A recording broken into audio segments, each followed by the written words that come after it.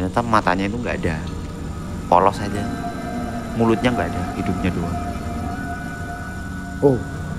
Terus suaranya tuh dari mana? Nggak ada ya? Iya, itu lari, itu pertama kalinya, itu baru aku takut.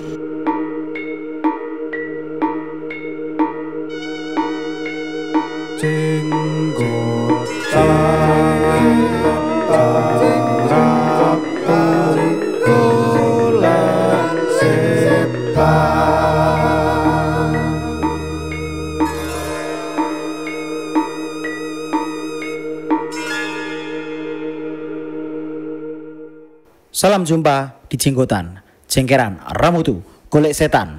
Karena dunia bukannya tempat bagi manusia, tapi juga bagi mereka yang tidak kasat mata. Baik, sudah ada cerita yang sekarang dipegang oleh Mamat Ege Bob. Yuhu. Yang saya belum sempat baca ceritanya. So langsung saja, saya belum baca ceritanya, teman-teman juga belum tahu. Langsung saja di-share ke teman-teman pemirsa podcast Jenggotan. Oke, cerita ini diceritakan sama nenek saya. Pengalaman beliau waktu masih kecil, masih kanak-kanak lah. Nenek waktu masih kecil.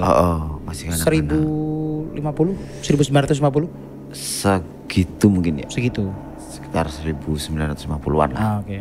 Mungkin anak-anak proses dari anak ke remaja gitulah. Oh gitu. Udah bisa bantu-bantu orang tua. Oh udah bisa. Jadi nggak anak kecil banget ya? Nggak kecil-kecil banget lah. Nah, ini salah satu kejadiannya. Itu kan tipikal rumah zaman dulu kan masih pakai kayu gitu. Masih pakai kayu. Belum banyak tetangga. Masih jarang. Betul. Nah, di belakang rumah itu kan ada, karena jarang otomatis pasti ada pekarangan kan. Iya, pekarangan apa. Nah, karena dulu mungkin saking jarangnya tetangga. Otomatis kan jarang ada aktivitas manusia tuh. Iya. Iya kan, pasti sepi gitu kan. Iya. Nah, justru dari situlah banyak yang kejadian-kejadian yang cukup janggal. Oke. Pernah suatu ketika itu nenek cerita kalau di belakang pekarangan rumah itu kan sebenarnya nggak ada orang nanam. Kalaupun menanam itu ya orang rumah sendiri. Ya oke. Ya kan. Pada waktu itu nggak ada orang rumah yang nanam, kok ngedengar suara ada orang nanam. Betul. Jadi kayak ada suara cangkul gitu. Cak, bruk, cak, bruk, cak, Oke. bruk. Cuman pas disamperin ke belakang bro, nggak ada orang. Tapi begitu masuk lagi, selang beberapa jam, suara itu terdengar lagi. Cak, bruk, cak, bruk, cak, bruk. Iya, oke. Lanjut. Salah satu. Iya karena nggak cerita detailnya seperti apa, karena ceritanya emang kayak gitu. Itu nanamnya malam-malam tuh. Malam. Kayak ini siapa malam-malam, tetangga juga jarang. Iya. Iya kan. Nah, pernah juga di samping rumah itu juga seperti kayak ada orang berdiri kan dari dalam rumah tuh, kan ada jendela. Oke. Nah kadang ketika emang malam itu kondisinya gerah, lembab. Oh Bojonegoro ya. Yoi, biasa. Jendela kan dibuka tuh. Oke. Itu kayak ada orang lalu lalang gitu loh bro. Sorry, ini jendela rumah bagian depan atau bagian belakang? Samping. Oh samping. Pekarangan ya? Iya kan kalau di kamar kan gerah nih. Iya. Udah buka aja lah jendelanya. Oke. Biar ada angin yang masuk. Ada angin yang masuk gitu. Itu sering ada orang lewat gitu. Kayak ada orang lewat gitu. Satu atau banyak tuh? Lewat berkali-kali. Kayak satu orang gitu. Tapi bolak-balik. Kayak mondar-mandir gitu. Oh, oke. Kadang cowok pernah di suatu kali ganti cewek. Oke. Tapi karena memang zaman dulu tuh kayak hal seperti itu tuh bukan jadi sesuatu yang menakutkan sebenarnya. Iya, betul. Jadi seolah ya kalau zaman dulu nih kenapa kalau sekarang kok takut ya Nek? Aku kan tanya kan. Ya kalau dulu anak kecil dikasih alah Jarno momok sing lewat. Udah selesai, bukan orang gitu. Kayak gitu. Tapi justru kalau biasa kalau itu ternyata bukan orang. Iya. Biasa ya ternyata. Iya. Pasti bukan orang. Udah gitu. Tapi bukan jadi hal yang menakutkan. Kalau bagi orang-orang zaman dulu, anak-anak zaman dulu. Cuman karena orang zaman dulu nggak takut sama hantu ya. Takutnya sama tentara Jepang. Lebih takut kayak gitu ya. Iya. Bener. Iya, tentara Jepang lebih takut lagi tuh. Oh iya. Karena mungkin ya ini sambil diskusi juga ya. Karena mungkin zaman dulu orang zaman dulu mungkin lebih rasional dari orang-orang sekarang. Iya. Iya kan, bahwa kalau kasat mata itu selain mengganggu, nggak mungkin lah dia ngebunuh gua kayak gitu. Iya, ada urgensi bahaya yang lebih besar daripada ketemu hantu. Kalau sekarang kan kita hidup aman-aman aja, makanya hantu jadi sesuatu yang berbahaya. Kalau dulu enggak lah. Justru malah nggak berbahaya. Kenapa? Karena kakek dulu itu kan kakek buyut ya. Itu pernah ngasih pengertian. Halah, momok ditanamkan itu kayak ditanamkan itu di pikirannya. Isi medeni begal. Karena tugasnya itu memang daerah sana di tempat tinggal sana ditugaskan di sana karena di sana rawan begal, bro. Dan juga banyak terjadi korban jiwa di sana karena begal, sehingga kakek buyut ditugaskan di sana. Di pelosok.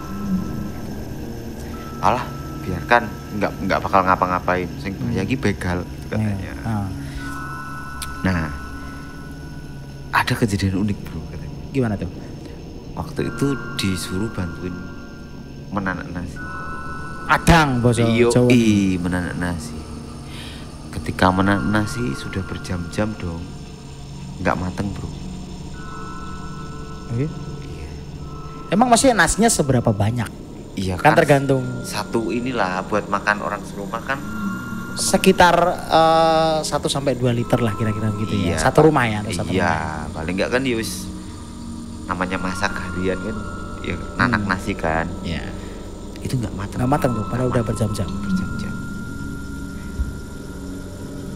Asal bro tahu nih, mitosnya kalau lu lagi masak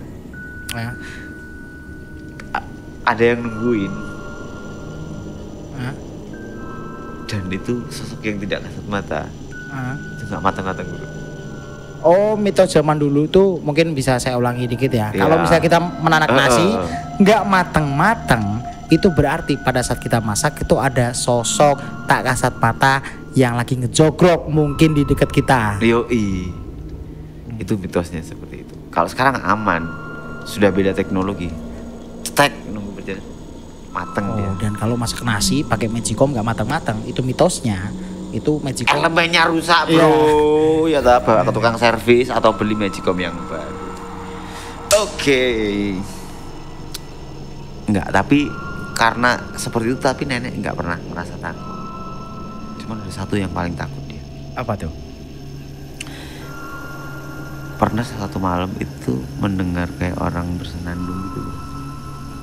Bersenandung? Ya kayak nembang gitu. Sama-sama sayu-sayu. Penasaran dong. Namanya anak kecil zaman dulu kan gimana ya? Gampang penasaran. Samperin lah ke sumber suaranya. Di mana tuh sumber suaranya? Di belakang rumah. Di luar berarti ya? Di luar rumah. Ternyata yang sebelum-sebelumnya cuma dengar suara cangkul, sekarang ada suara bersenandung. Aku kira itu radio itu. Tapi radio kan harusnya di dalam rumah ya. Di luar. Apa mungkin ada pertunjukan di luar rumah? Enggak ada. Karena suaranya sendirian. Karena kalau ada pertunjukan, otomatis pas kan keras. ada iringannya. Ini iringannya. Cuman bersenandung saja suara. Akapela. Iya, akapela. Ternyata pas disamperin di belakang rumah, emang di situ memang ada orang bersenandung. Sosoknya perempuan. Berkebaya. Hah? menggunakan jari. Tapi duduk. Dia duduk. Itu kan rumah di posisinya di belakang rumah kan? Iya. Dia duduk enggak menghadap ke rumah, tapi membelakangi. Oh. Ibaratnya ini rumahnya kan. Dia tetap Iya, bersenandung gitu, duduk. Kayak ya. Iya. Oh, berarti posisinya si orang itu ya, saya si sosok itu membelakangi nenek Anda ketika melihat dia gitu ya, membelakangi rumah. Tapi anehnya, ketika makin deket, dideketin? iya, Waduh. nggak deket-deket banget sih, tapi pastinya kan mendekat kan. Iya. Saat mendekat itulah sosok itu mulai noleh ke belakang gitu loh. Nah ini nih. Biasanya surprise-nya pas nengok. Ini apa yang terjadi nih pas nengok nih? Ternyata matanya itu nggak ada, polos aja. Mulutnya nggak ada, hidungnya doang. Oh. Terus suaranya tuh dari mana?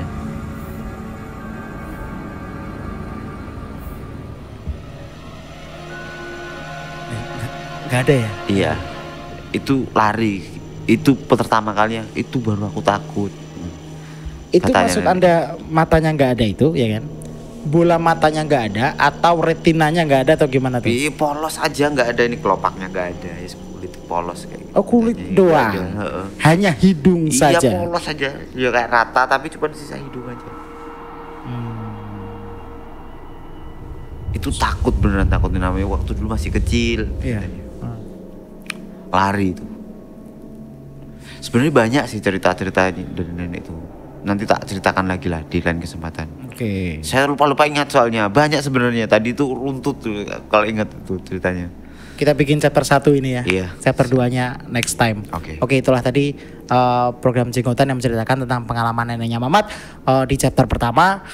Kita akan lanjut di chapter yang kedua.